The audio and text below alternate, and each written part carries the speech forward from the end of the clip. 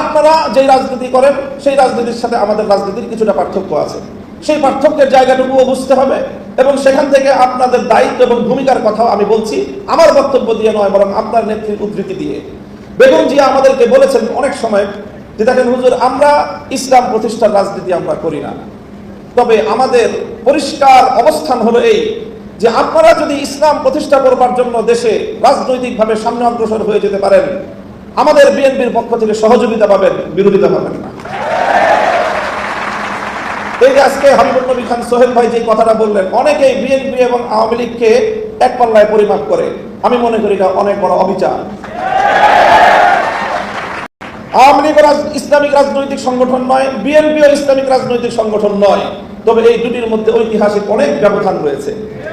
সেই ব্যবধানটার কথা আমি আরেকটা উদ্ধৃতি দিয়ে একটু স্মরণ করিয়ে দিতে চাই।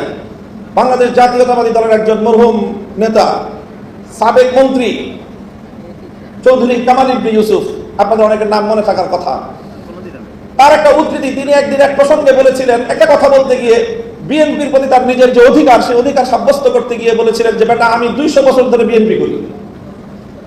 কি বলেছেন? 200 বছর ধরে আমরা বিএনপি করি।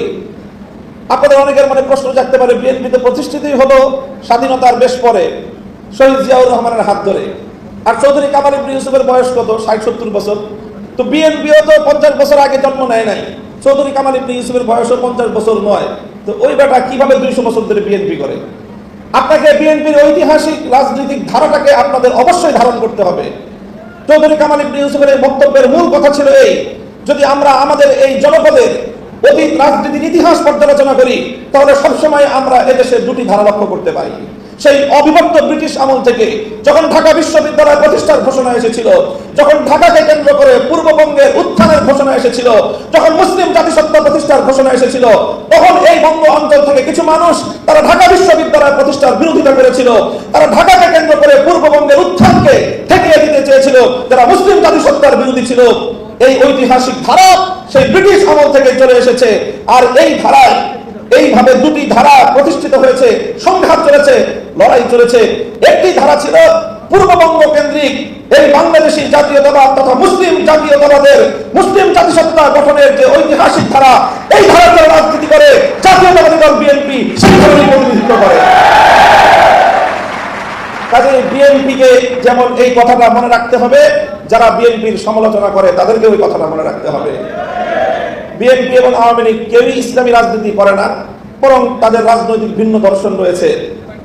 ঠিক যেমনি ভাবে আবু জাহাল আর আবু তালেব কেউই কিন্তু ইসলামের পথের অনুসারী ছিলেন না, কিন্তু কেউ যদি আবু তালেব আর আবু জাহালকে এক পাল্লায় মাপে, তার চেয়ে বড় জালিম আর কেউ হতে পারে না।